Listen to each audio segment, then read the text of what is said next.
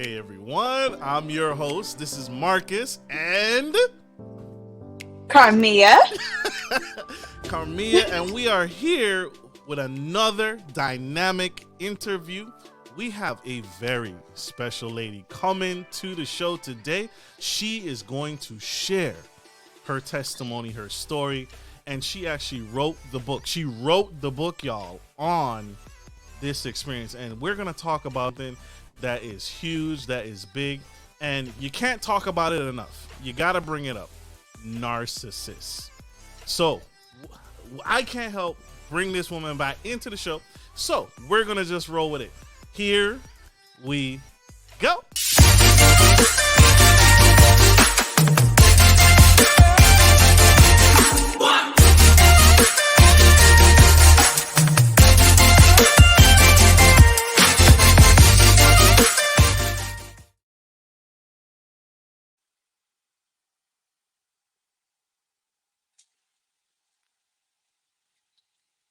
Dana Diaz, spilling the tea on Narcissist. This woman is a wife, mother, author, best-selling book. The current book that we're going to be talking about today, Gasping for Air.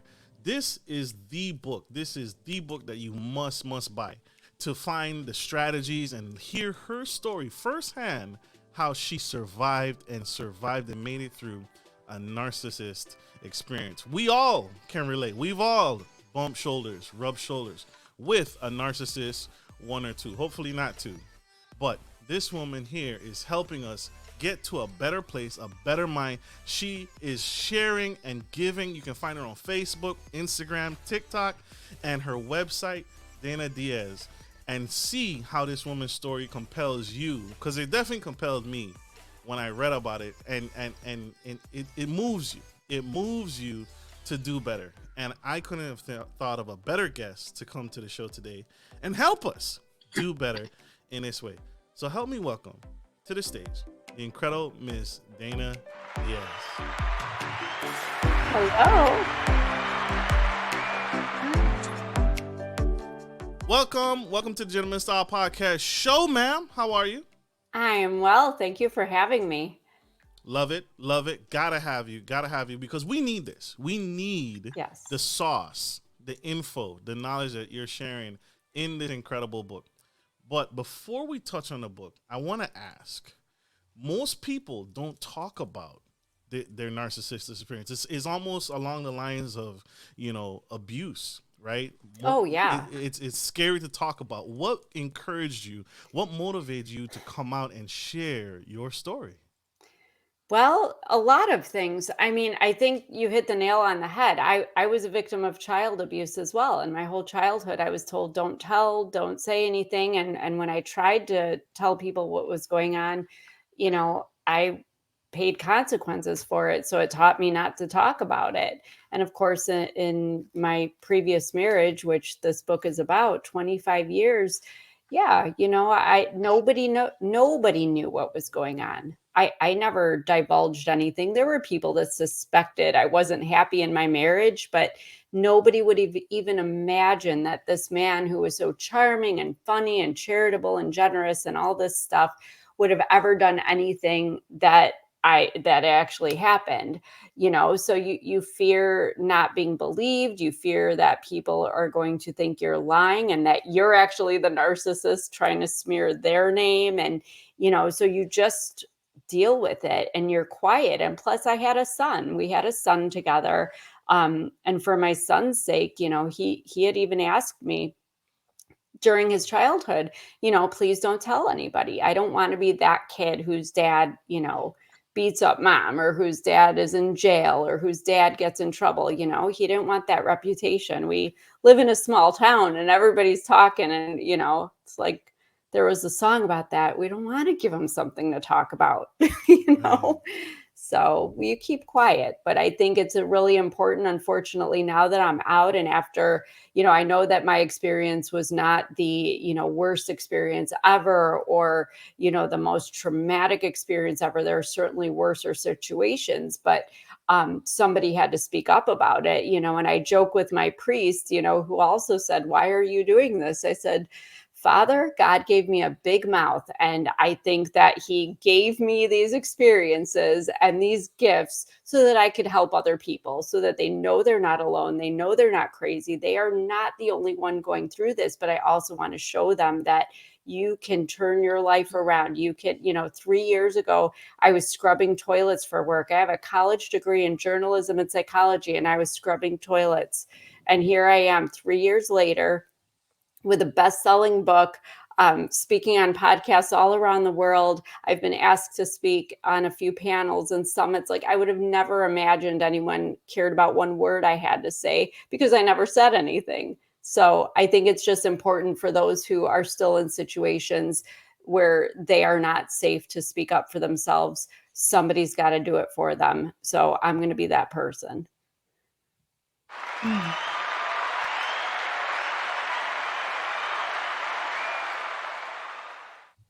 I want to ask the signs. I want to ask the hard question.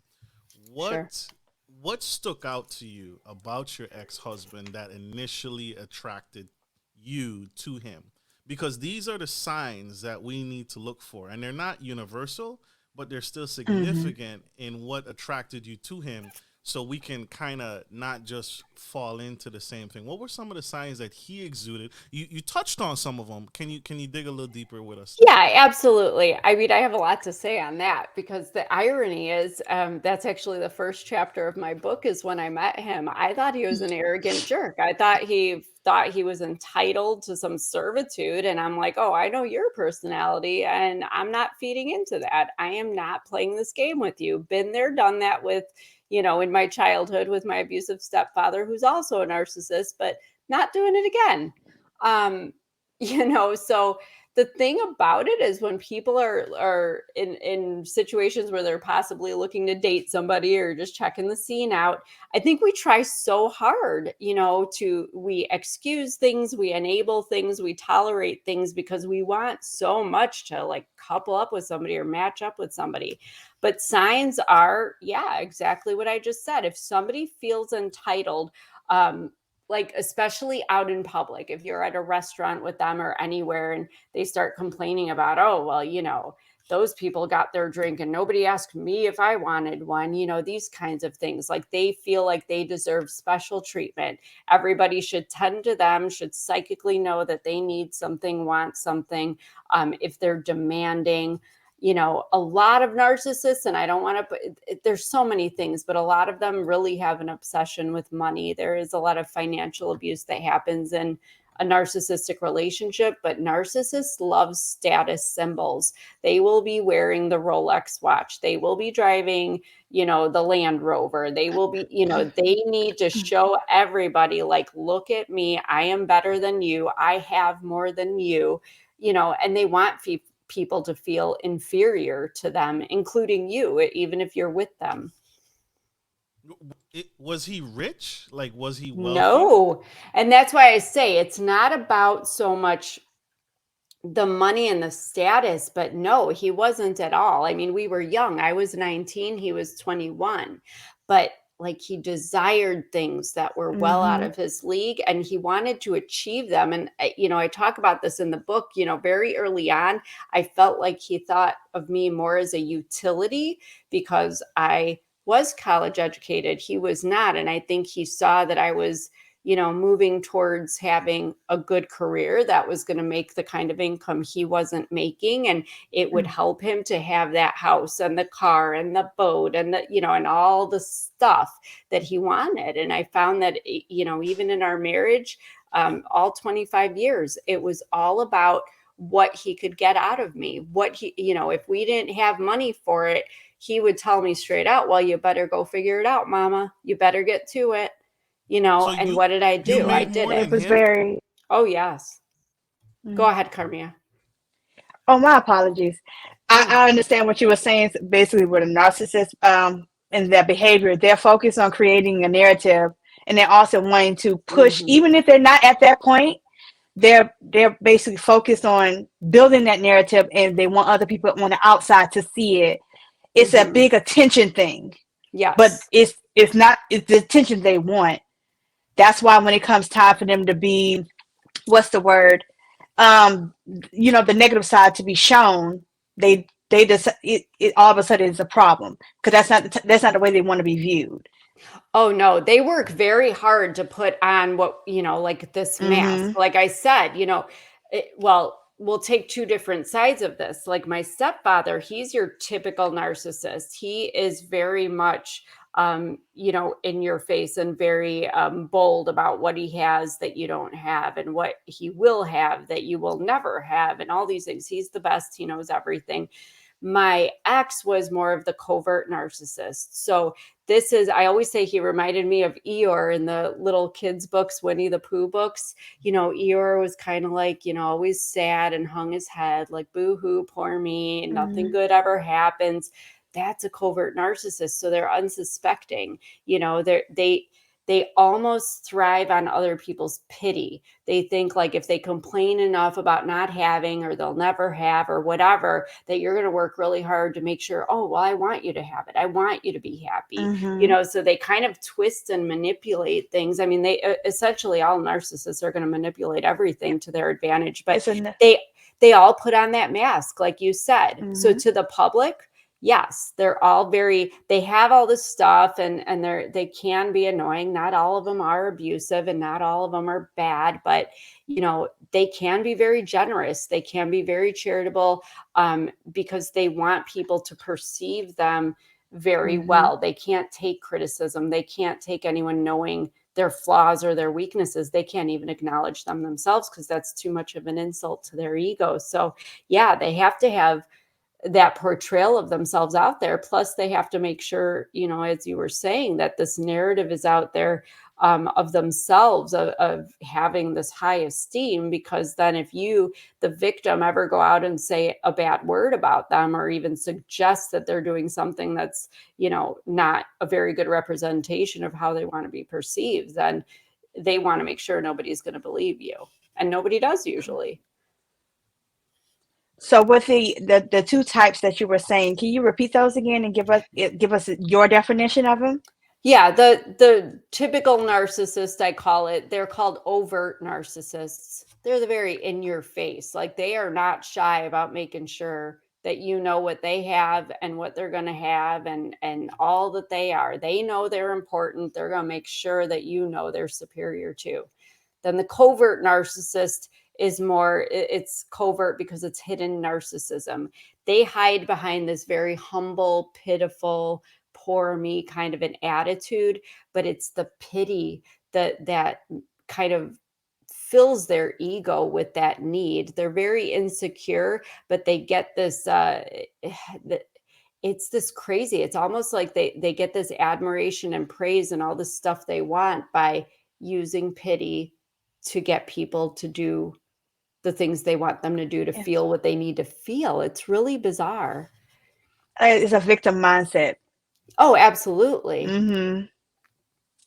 I'm still stuck on how he was able, because you were working. Did you work the entire time, right?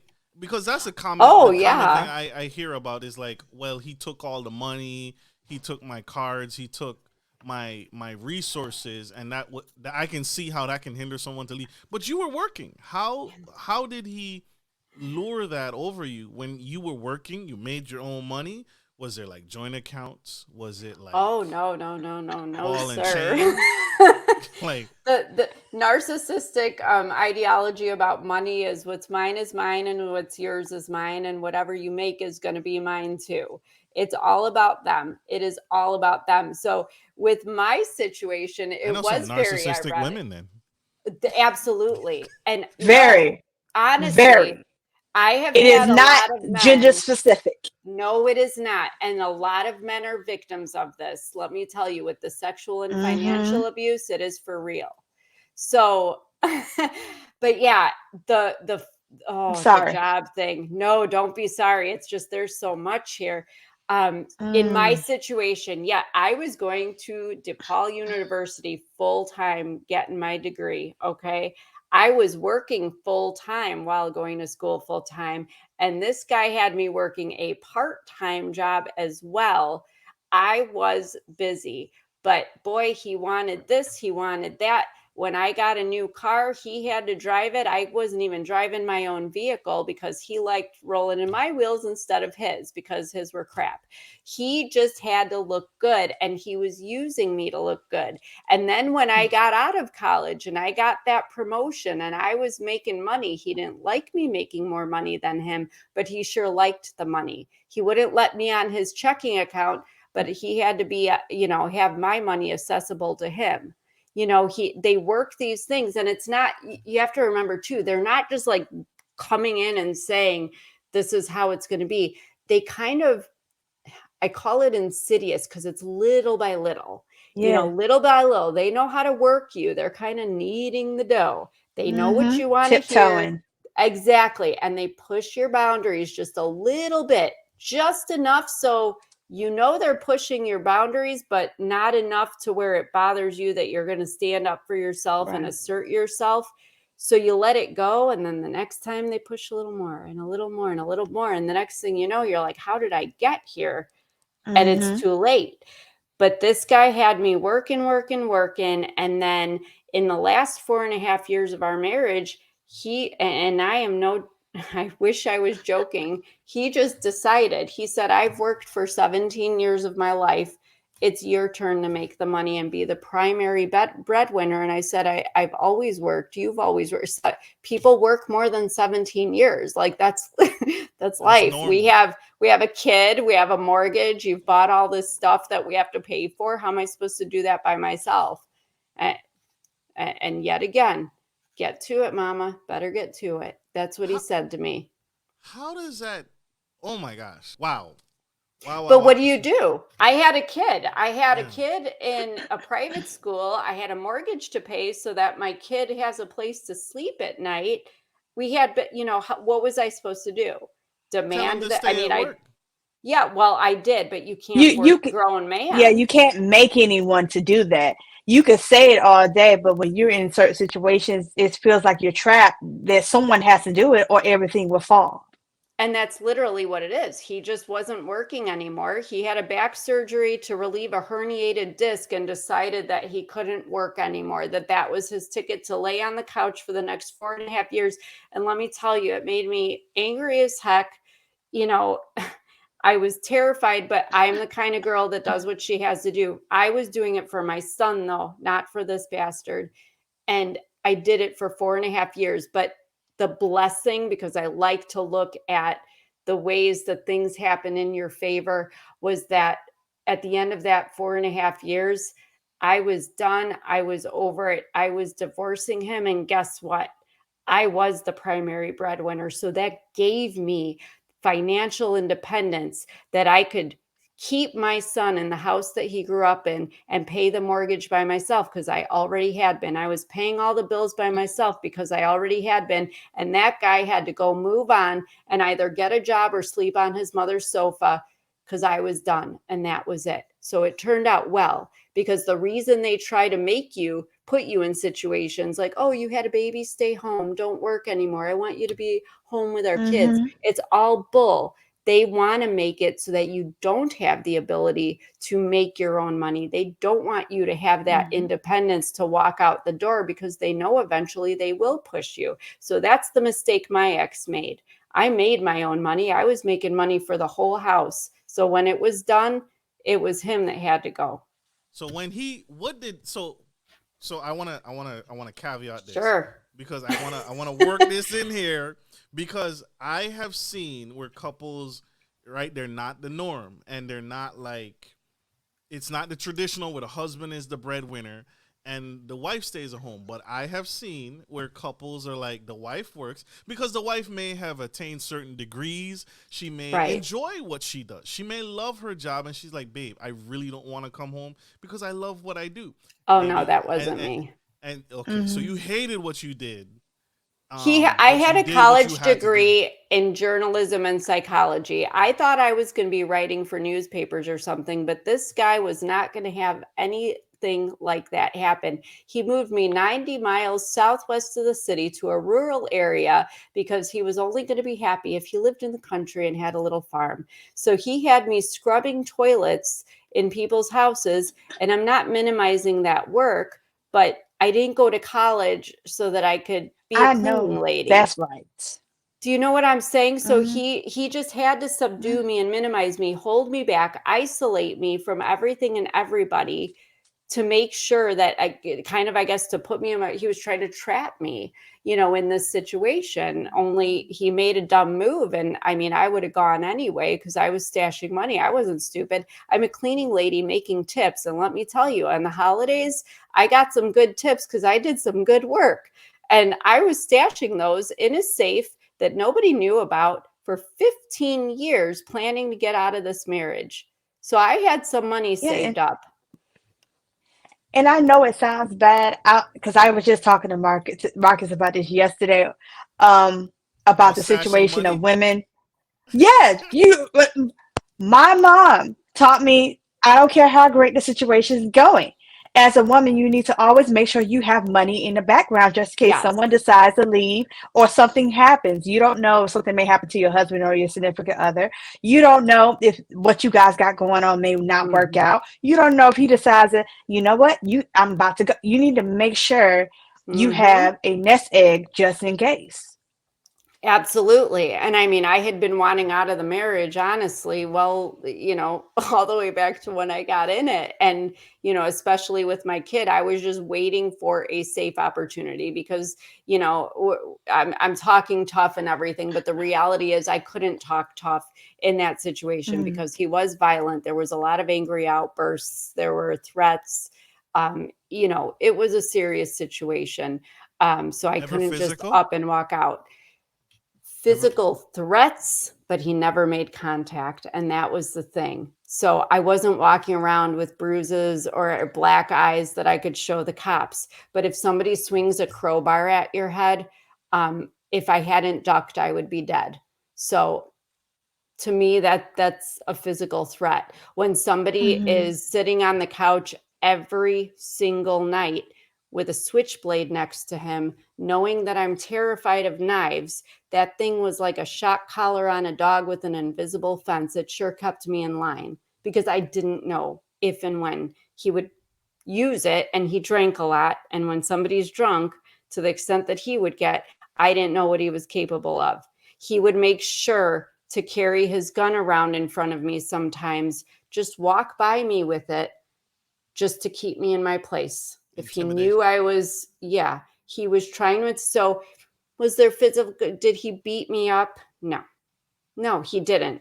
But you know what he did do? He kept me in that volatile situation for 25 years to the point where my body had so much of the stress hormone cortisol running through it that you hear my scratchy voice. This is my lung disease.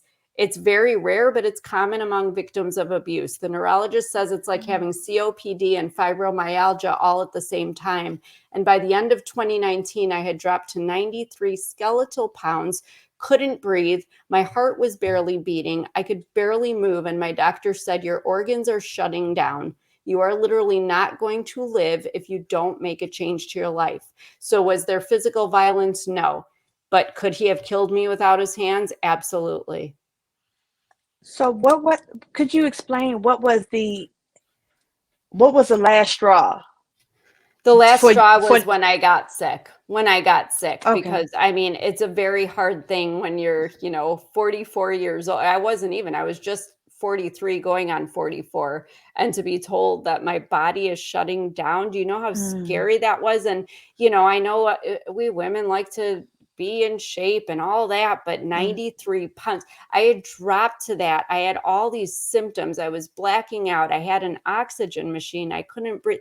It was ridiculous, the things I was feeling. And for this, if just because of our life, our very hostile and volatile relationship that I was suffering physically, my life was not worth that. I kind of realized, my self-respect and self-love again. Like, okay, this man is not going to love me. He would actually appreciate if I dropped dead because then he could take my life insurance money walk around with my kid and say, boo-hoo, poor me, now I'm a single dad, I'm so sad, get everybody's pity, and it would work out really well for him. Well, I'm sorry, but no, sir, that was not happening on my watch. I had a son to live for. I had a whole life that I had envisioned that I mean, I certainly wasn't where I thought I would be. And that's when I just said, I am officially like, I'm done. I'm out. I'm going to go have a new life. And thank God I did. And it got more violent after the divorce even. But you know what? I am standing here. Unfortunately, some women don't get out like that. And some women don't survive the aftermath of the divorce. But I did. And I feel like it's really important to speak for those who don't. I'm trying So with to the divorce understand. I don't know how a broke person has a gun. I don't understand that. If I'm on the couch, you would be surprised. Where do I get the money to get a gun? Because you're working for the 4 year. For 4 years, you were working. You were the breadwinner. So where? Yes. Where, you should. Well, have been he the one had with access. Yes, I did not have access to his money, but he had access to mine. He also had taken out, I found out after the fact, he had taken out some credit cards. The house he's living in even now, he bought, because when he moved out, and he had to go fend for himself. Next thing I know, I hear he bought a house. I'm like, how the hell does a guy without a job go buy a house? Well, I found out because we were married, filing jointly. He had copies of our tax returns for the last how many years. So it was my income, but he used it to buy a house. It's unbelievable what they can do. He also admitted to me, though, that he had stolen money, and I don't know from where or from who, but God help him. These people, if they want something, they're going to find a way to get it. They have no morals. They have absolutely no morals or boundaries. And I'm very interested because I know in some states it does take time to go through the divorce process. You have to be separated or so forth. How does that work with a person like this? Because Lord forgive me, I don't know. No, it's okay. If he would have been living too long. But hey, that's true. Because being in the same household, I'd be like, well, at this point, it sounds like to me that I'm literally insane, so I may be able to plead that he may not live through this process. Right. So my situation was a little different. And this is, I've always said that I didn't like the person he turned me into because I almost learned from him how to be just as manipulative back, to get my needs met and to get what I wanted. So at this point, here's the irony of everything. So I consult with an attorney to file for divorce. She says, okay, well, you live on a farm, you got cows, you got pigs. I mean, it's not just as easy as like you have a house in a subdivision, like go live somewhere else and we'll figure it out. We actually had like farm animals and assets we had to, make arrangements for before we could move on. So I figure I have this homework. I'm going to get on it. COVID, the pandemic hits. We are under a shelter-in-place mandate. Now I am stuck in my house with this man. And literally, I'm laughing now. And that's just a sign that I've healed, let me just say, because it's not funny at all. But I remember being on the phone with a friend of mine saying, I swear this is going to be like Survivor, like the show, like who's going to get out alive? Because, I mean, there really was, life and death matters here. But I took that time during COVID. I knew what I had to do. So I first of all, I did not have conversations with him. I wouldn't even talk to him on the phone. And yes, we were living in the same house, but I didn't interact with him if I didn't have to. I moved to my basement.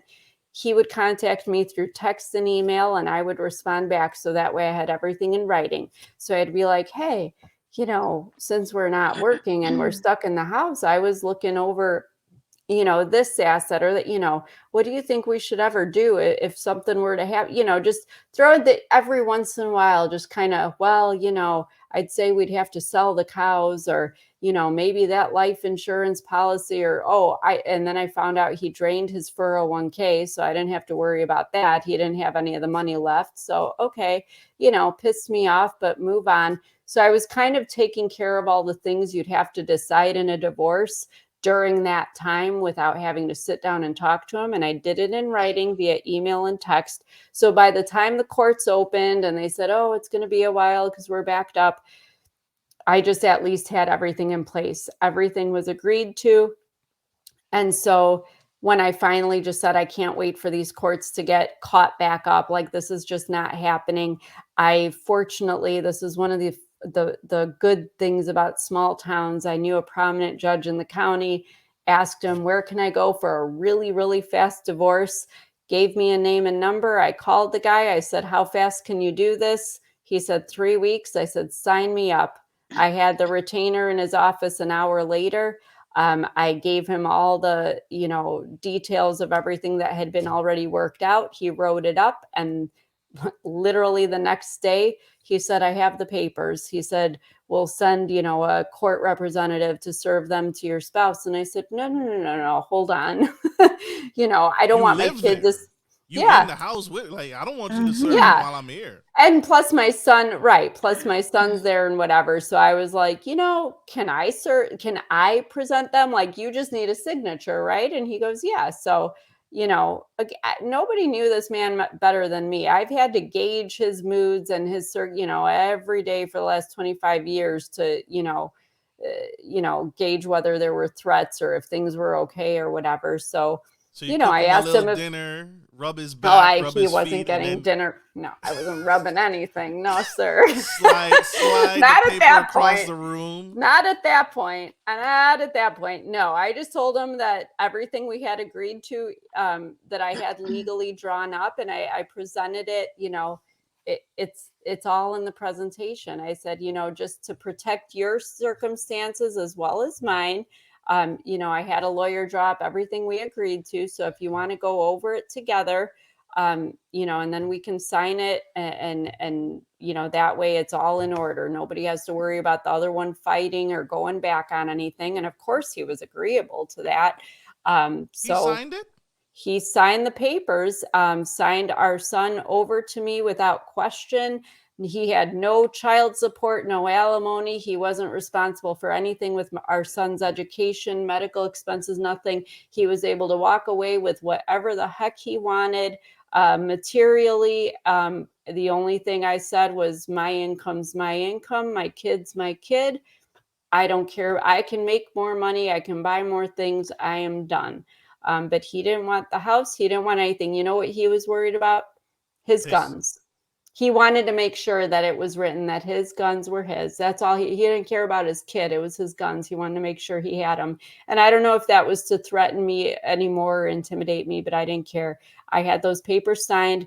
We went to the notary, and I drove as fast as I could to the lawyer's office with those papers. And 3 weeks later, no contest, appeared in front of a judge on a Zoom. And it was, the asset division was over, as I say. I shouldn't say it was over, because obviously, there was some domestic violence after that, which was very serious. But at least the marriage itself legally and our asset division was done with.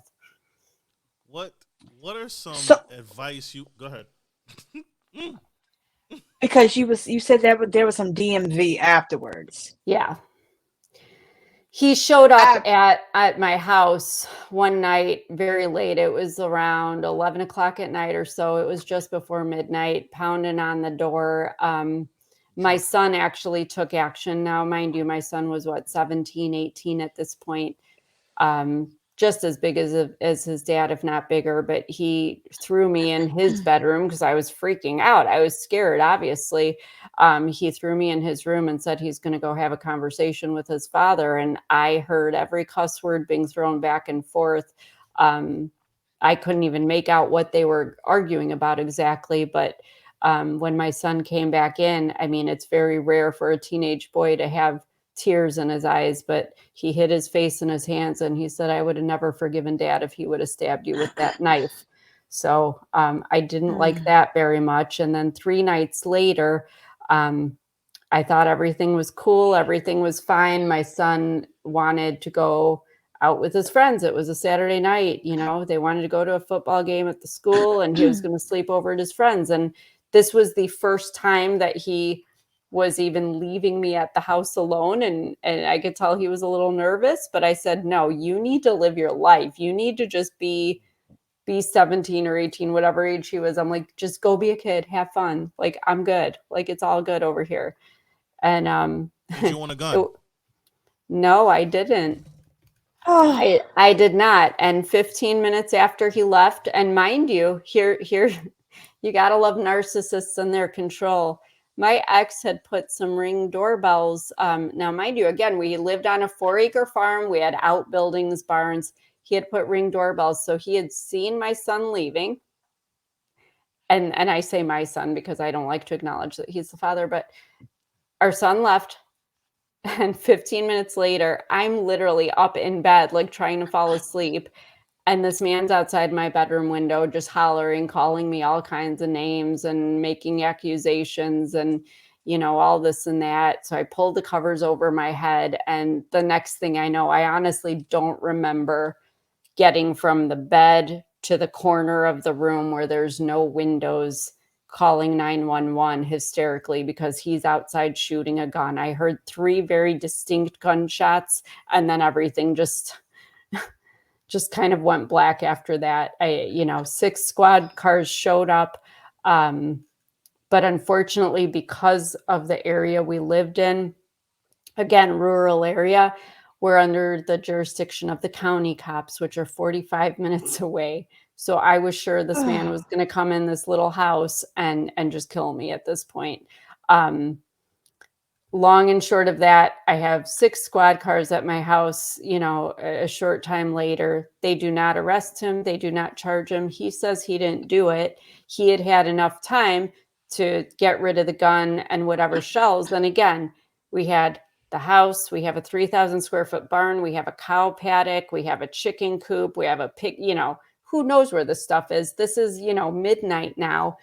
They're walking around with flashlights on 4 acres. They're not going to find anything. Ask the cow. The cow saw everything. Ask the cow. The cow might know. We're not aware. Did you have access to the Ring cameras? Because they were still on the property. Yeah. You didn't. Okay. Yeah, but they were his. So he only had them. And the cops said the only way they would arrest him is if I had video camera footage. And I remember being a little snarky with the cop and saying, well, if somebody was shooting out your bedroom window, why the hell would you think you would go up to your window and start taking video with your phone? I was a little more worried about my damn life and I'm on the phone with 911. Mm-hmm. And he kept insisting, well, he said he didn't do it. So without video footage. And I said, so what did you do in 1950 or 1960 when domestic abuse situations were happening? People didn't have video cameras and smartphones or any of these, any technology to be able to, prove anything. The unfortunate thing is a lot of those cases, because I used to study that type of stuff in psychology. A lot of those cases, things happen that should have never got there to those points. They will try to do investigations once things happen, once a woman's dead, when somebody's missing, right, when things should have been done prior. That is the problem, because let me tell you what happened that night. And mind you, this is after the divorce. He had signed that house over to me. Only my name was on the title, the deed, and the mortgage of this house. And they said they were not taking him away. And I said, so you're going to leave me here with this man? And they said, well, we can't do anything else. And I said, well, then I'm not staying here. I'm out. How was I supposed to stay there after that? And they would not take him away. So he was shooting. You yes. called 911. And the 6 squad cars pulled up, and he was still there. He never tried to escape. He never tried. So he stayed the entire time up until the police came. And and he didn't take him away. No, and he was drunk, and they said they couldn't arrest him for being drunk. He didn't even have damn shoes on. Seriously. And they said, well, we and he's can't on your arrest him for being property. drunk. And he had no right to be there. Let me just tell you, I was so upset. And I went to the courthouse 2 days later, Monday morning, for an order of protection. And the judge said that she did not see that my life was in danger and I was denied an order of protection. And she said, if it had been that bad for so long, then why weren't there police reports? Well, excuse me, ma'am, but if you're a victim of abuse, you are not trying to tell the police or anybody else. I mean, I even had somebody tell me about their situation with the police, that their 15-year-old daughter was there, had a gun held to her head by the dad. And when the police came, the police directly asked the 15-year-old girl, did he do this? And he was right there. He was in handcuffs and all that. But this 15-year-old girl was terrified and said, no, he didn't. My mom's lying. Because this is the situation we're in. We can't say anything, because if we say something, we know they're going to spend the night in jail, maybe a week. Lucky if they get a month or a couple of years, but they're they're going to come still out going to and send them hunt home. you down. Exactly. And you're going to pay for having done that to them. Where'd you go after you realized that they were not going to remove him from the property? Where did you go?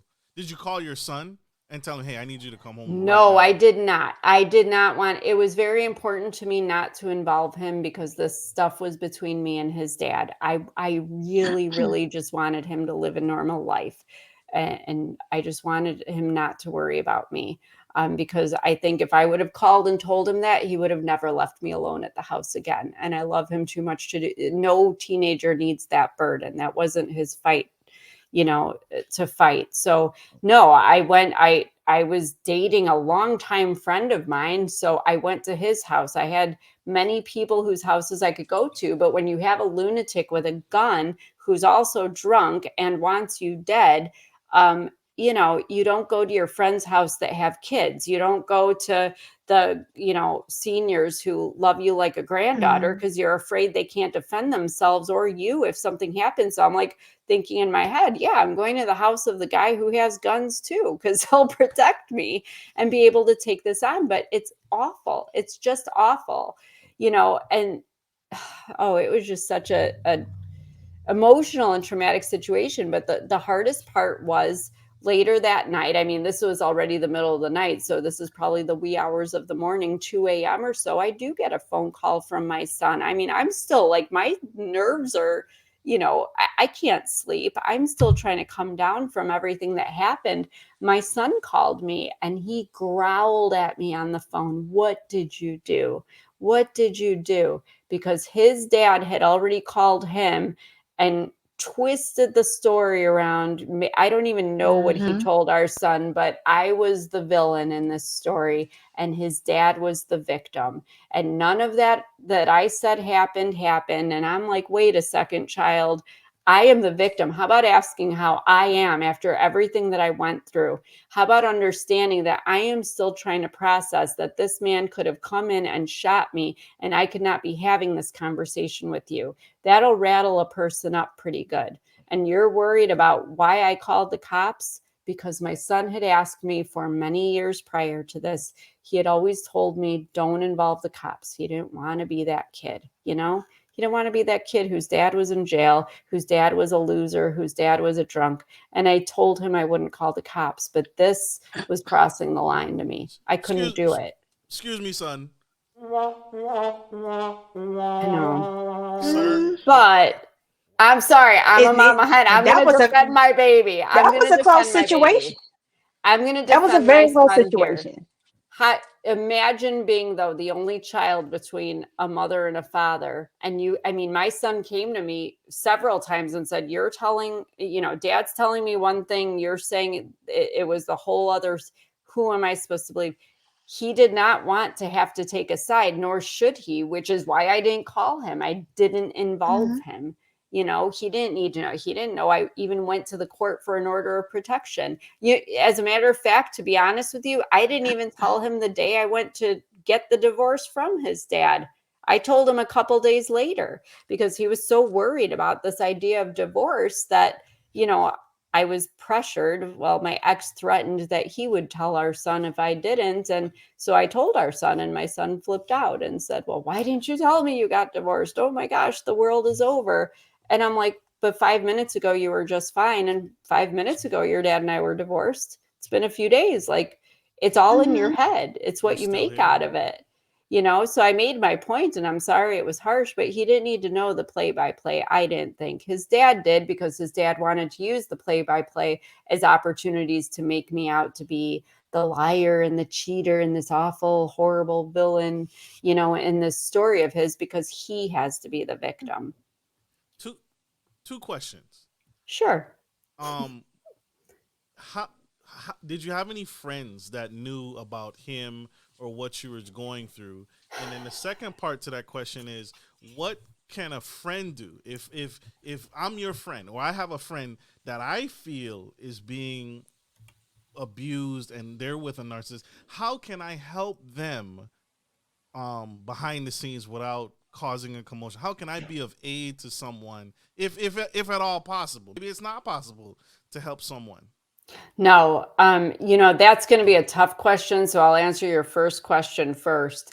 Again, this man isolated me. Very early on, we stopped going to my family for holidays and gatherings. It was just his family. Then when we moved so far away from everybody, we didn't even see his family as much. He didn't like me going out with friends. Even when I went to church on Sunday for that 1 hour every week, he would accuse me of loving God more than him, or I'm screwing the 80-year-old priest, and that's the only reason I'm going to mass. I mean, he just made things so difficult. And when you have a kid, especially, and even for your own sanity, you just finally succumb to it. You stop having friends. You stop going anywhere, because you just don't want to fight every time you walk out of that house. They want you trapped. They want to be in control of you. They want to dictate everything in your life. And what they want is servitude to them, and that's it. So did I have friends? I mean, I guess you'd call them friends, but nobody he didn't like me talking on the phone in the house. If I texted somebody, I was hiding from something from him and screwing them as well. He had even accused me of screwing a female friend. I mean, it was just exhausting, honestly. So were there people that knew? Yes, I had one particular friend that knew, but ironically, it's not ironic, actually. My saving grace, to go along with this domestic violence after the divorce, when I got another court date, because I appealed the denial for the order of protection, they said bring witnesses. So I contacted the gal who lived in the property next to us, because I had been friends with her, but she's very bold and very assertive, and she did not like my ex.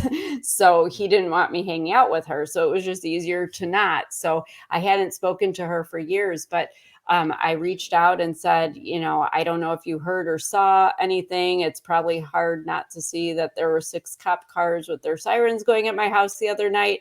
And long and short of it, she agreed to come to court with me. And she also agreed, which she did testify, that my ex had been over at her house telling them openly, her and some guests she had for a bonfire not long before that he was planning to kill me. So, did they know about it? Yeah. And it's hard, because even now that this book has been released, this book is about my previous relationship, but I do make references to the abuse I experienced as a child. And I had somebody reach out to me from my childhood that I hadn't heard from in over 30 years. And the first thing she said was, I'm so glad it's you, and I'm so glad you're alive, because I always thought I would see you and maybe even your mom in a ditch somewhere, killed, on the news. And I thought, people, if they're aware that something might happen, why aren't they doing anything? Well, they don't want to get involved. They're afraid themselves of these people. And, so that's probably my biggest struggle with all of this, because at what point do we say as human beings, like, if if somebody says, I'm going to kill my ex-wife or my wife, hello. I mean, Yeah. that should be taken seriously. If you think some man is going to kill his wife and his daughter, yes, open your mouth, speak up, get involved. I don't know what to do. As a friend, though, if I know, and I have people reach out to me all the time now, I tell them, It's number one, very I'm not going to be, no, it's okay. I don't want to be that person that's like, get out, because not everybody is safe to get out. Not everybody is financially able. I had communicated with somebody a year ago that had two, not one, but two autistic boys and their pets, and they were all being physically, I mean, like, beat. How is she gonna, but God love her, the courage in this woman. She has more bravery than I could ever imagine. She took her two autistic boys and she packed them up in whatever they could in a backpack, and she lived on the streets. On the streets. She was going in garbage cans to find food. One day she told me all they could find all day for the three of them to share was one piece of burnt toast somebody had thrown out. That woman has more courage than a million women that I know. So let me tell you, it's not always that easy to just say, I'm going to walk out. So I never would tell anybody to leave. I would just offer the support. Offer to them that if you ever want me to talk to a legal professional about your situation, I will do that. If you ever want to talk, I will do that. And you know what? There are some people that don't even want you to acknowledge it because victims of abuse hold a lot of shame. Sometimes all you can do is give them a hug. And let me tell you, if it's a real hug, not one of these superficial taps on the back with like your body, pointed outward away from them, if it's a real hug that they can feel, sometimes that's all they need for that moment. That's sometimes all you can give, because until a person actually decides for themselves that they can leave that situation and that they want to, there's nothing you can do, but definitely keep an eye out for them. And in my situation, I wish that somebody would have said, hey, make an anonymous call to the cops. This guy might be talking some smack, but you know what? He said he's going to plan to kill his better wife. safe than sorry. Exactly. I always say err on the side of caution. You can make anonymous calls because a lot of times, like I said, phones are monitored. There's GPSs on your car. Like, it is not always safe for you as a victim of abuse to be able to go and do these things on your own. But if you have somebody that's got your back, or at least, I was thankful at least that my neighbor had been keeping an eye on things. I of course, I wish somebody would have said something sooner, but thank God I did have, that support when I needed it. And when we went to court, I was granted an order of protection. He couldn't come within 10 feet of me, which I need a mile on that thing. Yeah, because I actually remember saying to the judge he could throw a 2x4 at me from 10 feet away. I was down to 93 pounds, for God's sake. I'm 5'3". I mean, you could blow me over with a breath. I mean, give me a break. So it's sad that our justice system doesn't always work in our favor. And it's sadder that too many times when we see things on the news, or you watch 48 Hours or any of these stories, a lot of times we're watching them. And even my husband will turn to me and say, boy, it sounds like your ex, this guy sounds like a narcissist. Not all narcissists are abusive, but boy, the ones that are, you got to watch out. Karmea, you got a question? I know. No, I don't have a question. The only thing I thought about, I'm not a violent woman, but at the same time, when it comes to protecting myself and my blood, I look at that as I'll shoot you and say you fell in the kitchen. Yeah. That's just my mindset. Everyone's not the same. And when you was talking about the friendship thing, because I've had friends in those type of situations, it's really tricky because we're not just talking about their lifestyle and their financial, we're talking about mental, because a lot of them still come back even after coming out because they're still toying with them. They're still toying with them mentally. They're talking to them. They're saying, well, you can't do that alone. You have our kid, or even if it's not kids involved, it could be a case of they still have those ties with them. So they're using that as, oh, well, we've been together so long, you just want to leave me. They're playing with them. Well, there's so another it becomes aspect. a situation of Yep. My friend told me, Yeah, go ahead. hmm? I Oh, I'm sorry. please No, proceed. I was just going to Well, say another I was aspect. just talking about that, being a friend on the other side. Right. But the problem with people in these No, go ahead. relationships, so a lot of why they stay, and people don't realize this, you think like, oh my gosh, she's a horrible person or she's a horrible person, just leave. But you have to remember, when we get into these relationships, Oh, it's not I mean, easy. there is nobody. I mean, yeah, I said I didn't like the guy. I thought he was an entitled jerk, but why did I end up with him? Because he could be so charming and loving. That guy that everybody else saw, I got that too. That was my reward for being a good girl when I followed all his rules and did and said everything he wanted, and he was happy with everything he had.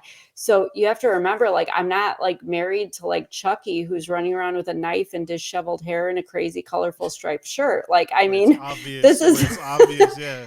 right. These are not people who are walking around like that. There's those bad times, but then, after the bad times, it's I'm sorry, and he's caressing my cheek, and I love you. I hate that I hurt you. I'll never do it. Hmm. And they do, As and he then things could polishes be his gun. good.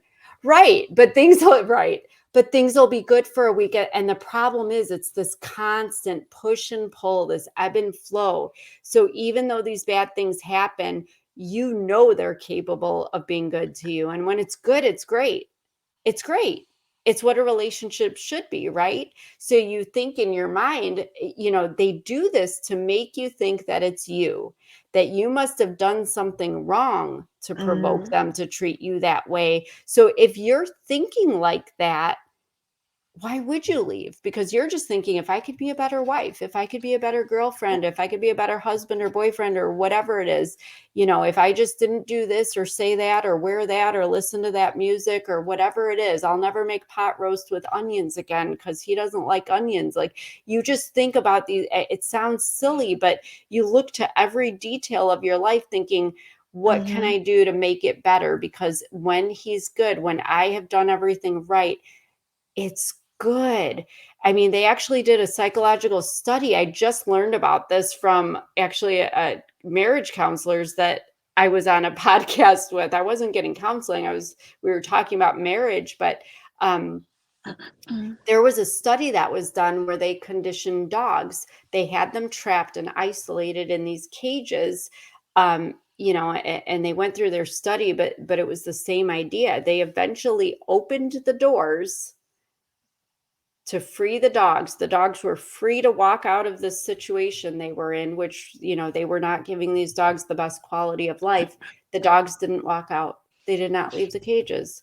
They stayed in the cages, just like we stay in these relationships. So, yes, when we're out of them, they, in narcissist terminology, we call it luring. They will lure you back. And you know why? Because they know you already. They know how to make you do the things that they want you to do. Hmm. It's harder for them to have to make the effort to charm somebody else and trap them and learn them. They already know you. That's easy peasy. They know you like the back of their hand. So they get bored with, the effort of trying to find somebody else. And then it's like, hey, baby, the day before I got remarried, you're the only one for me. I will never be happy without you. I'm so glad you found love, but what will happen to me? Because you are always going to be it.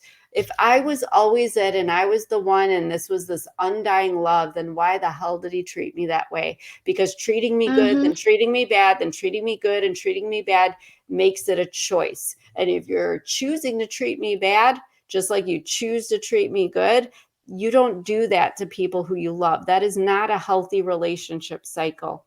It's awful. It's disgusting. It's terrible. I feel Hmm. like I would Yes. want to open my home to someone like that. A woman with two autistic kids. I think I'm struggling because I think about what you said. Because the potential is if I bring you into my home, he may follow. Right. So Right. I'm conflicted with that. I really am. I And that's the really am. thing. But you know what people have to remember, and it's something I had to tell myself too. I mean, granted, I put myself you know, and I had things work out very well for me. But for people that are in those circumstances, and some of them do reach out to me, I tell them this: there are too many good people in this world. And I'm speaking as a Christian, but even if you're an atheist, Mm-hmm. it does, you know, there are good people in this world who are not going to allow you to live on the streets with your children. You will have food, you will have shelter, you will have clothing, you will have support, you will have services available to you to get you back on your feet and take care of you all, because there are shelters for this. There are professionals who are, you know, educated and have experience in helping these victims restart their lives over. So it's just about people like us getting them to those resources. But the most important thing for anybody in a situation is to make sure, no matter what you do, if you are going to leave, make sure you are safe. And if you got to wait it out, Yes. sometimes you have to wait it out. That's why I will never, ever, ever just be like, get out of there, because sometimes getting out of there will get you killed. You just Mm-hmm. educated me, because that's my first reaction, is to tell you to leave, right? Get out of Right. there. And so you just educated me.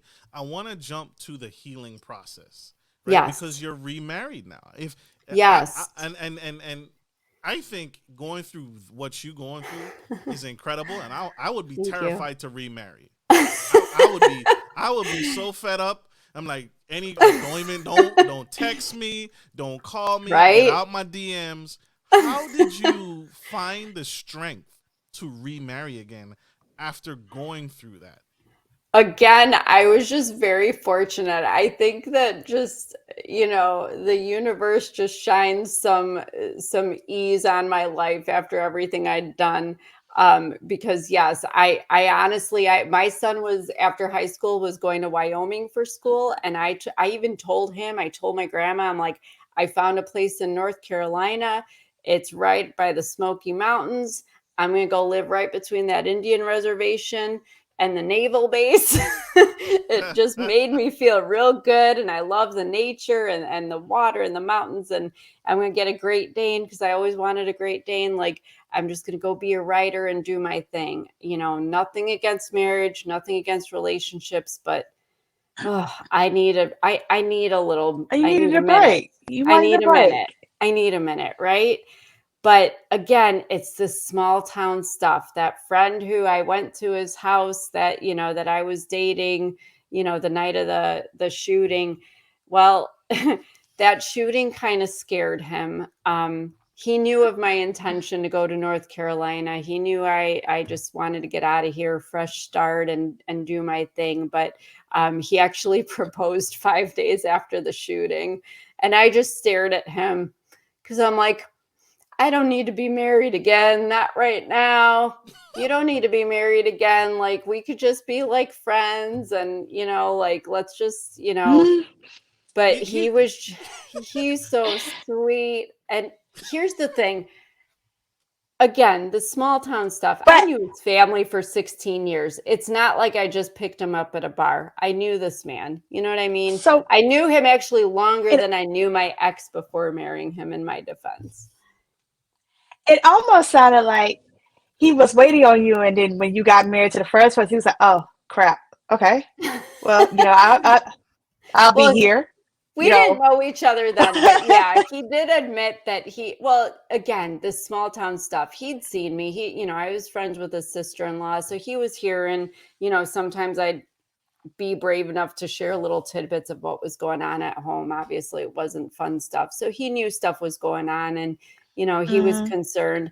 And I mean, it's that, you know, we're all human, whether we're married or not married. I mean, you're going to get along with people and not with others. You're going to click with people and not with others. But certainly I was like, I mean, even when Mhm. with the dating, I was like, no, sir, I'm good. I'm good. And he respected that. He was just persistent about it. And I was finally like, Lord, okay, fine, like, you know, let's just hang out a few times. But again, I think it's weird in our situation. It was kind of a blessing, because we didn't need the get to know you stuff. I didn't need to meet the family. I already hung out with his dad all the time. He's like the funniest Mhm. 90-year-old man I know, very, you know, wise advice, and that I would get from him on my other marriage. It was weird a little bit, I guess, but you know, the small town stuff, everybody's so intertwined. So it was very easy. It just naturally fit. So it wasn't a typical situation, but you know, it was so easy that I finally was like, okay, you know what? Why not? Why not? But I said, here's the thing, like, this is what I want in life. We got to make sure that's what you want in life, because at our age, I don't have time to mess around, and I'm not trying to get married again. And we're not 20 years old, you know, like we got things to do and less time to do it. And God love him. It's been amazing. And I do, you know, definitely want people to be more open and not shut off and not close themselves off by choice, to love after a situation like that. Because I will say that, you know, again, we knew each other, so it's a little different, but having my husband holding my hand through the healing process has actually been really helpful, you know, because it's a nasty thing to go through healing. Writing my book was, you know, and getting it ready for actual publishing was really what did the healing for me. It was better than any therapy. And I know there's writing therapy out there, that I have participated in somewhat.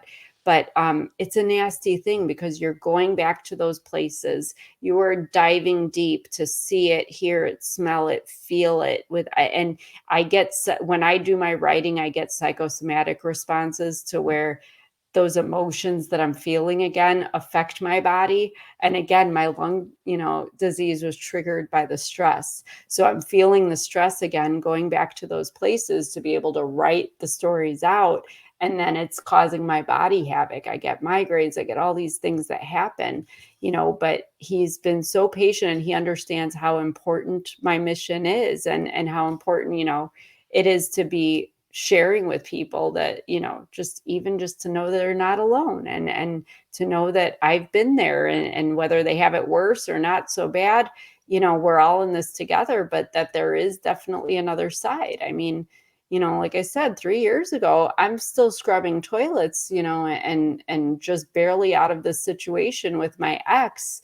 You know, it hasn't even been 3 solid years since the shooting and everything that happened. And here I am 3 years later, much healthier, put on weight. I haven't used my oxygen machine in a while. You know, my voice is scratchy, but yeah, I'm doing well, healthy. And I am in a loving relationship where my husband and I cannot agree on something, but we're still smiling and we still love each other. And I'm like, is that how this works? Because I never had this happen before. It's not normal.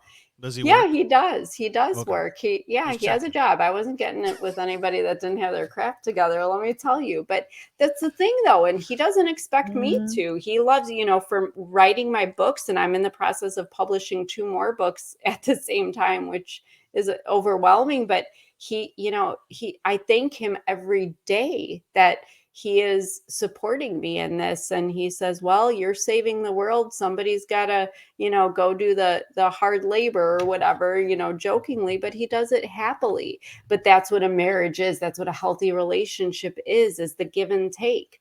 And I wanted to travel because my ex didn't even let me go to Florida when my great grandma died, not to her wake and funeral.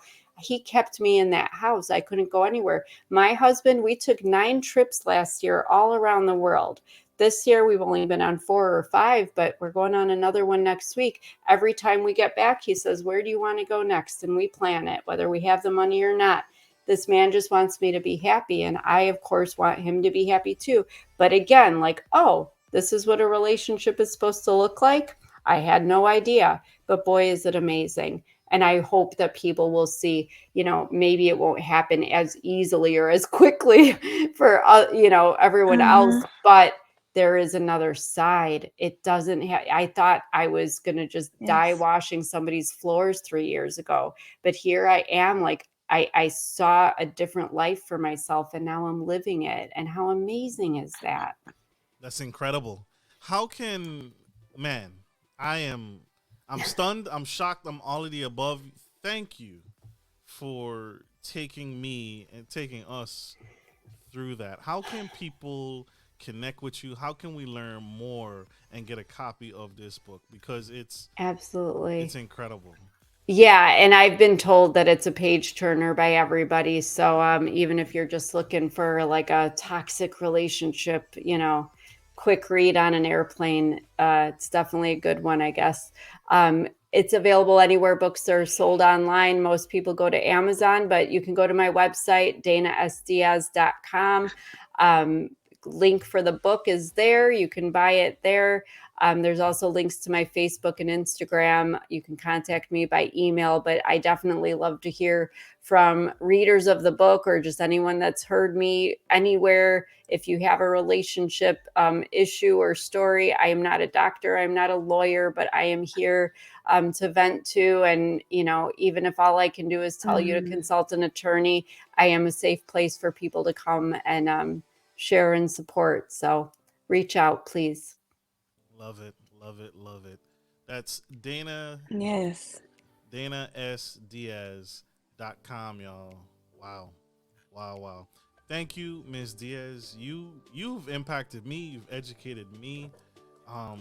Thank you for what you do. You're welcome. Thank you for having me. Absolutely. I want to say this to you publicly. Never give so up. much. Don't ever give up. We need you. Thank you. Wow. Wow, wow, wow. There you have it, y'all. Narcissists. Avoid them. Dodge them. Kill them if you can. No, I'm just kidding. Don't but, man, Dana. Shoot him and say he fell in the kitchen. Oh, my gosh.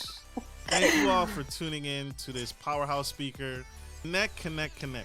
And I want to put myself out there, too. If you need someone to talk to, like, to connect, to really kind of just someone to vent to so I can get you to the right sources, I'm here to help. I'm here to help. We're all here to help. We're all here for you, my audience. Yes, we are. Same here. Miss Wells, you got anything for us? This was a powerful message today. I'm so happy to talk to you, Miss Diaz. You've been through a lot and you came out on the other end with a silver lining. And I'm well aware that everyone don't have that ending, but it's not impossible. And I'm happy to hear that you're able to come out on the other end and tell people, wait. It doesn't have to end that way. Exactly. There is more to life for sure. Yes. Facts. Love you guys. Thank you for tuning in to watching this episode. I hope it helps. It helped me for sure. It helped us for sure. Like I end every show, we gotta let Miss Diaz go. She gotta continue to change the world. Like I end every show, take care of your friends, take care of your family, and always take care of business. This is Marcus and Karmea and Miss Dana Diaz signing off. We love you guys. Take care. Bye.